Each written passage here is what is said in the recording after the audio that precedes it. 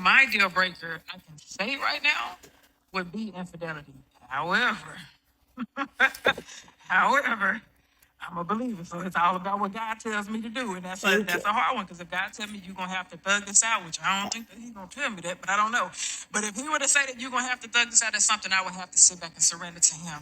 But in the moments and I pray that I never have to go through that, I know the damage that infidelity does.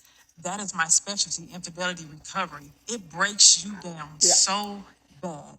It breaks your esteem and the esteem of your relationship down as well. And it also attacks your relational integrity also. And when that wall is broken, there are so many other temptations that come in.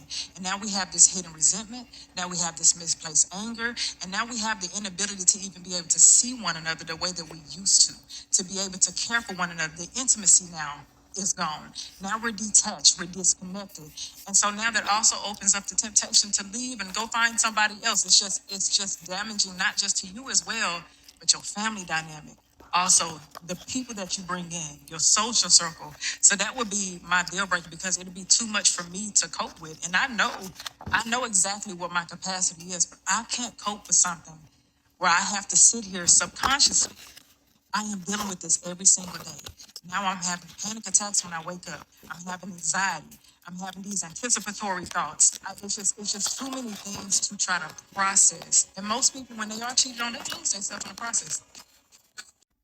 She spoke my mind. That's all I could say as well. So, what's your deal breaker in marriage, in courting, in dating, in friendship? What else? What's your deal breaker?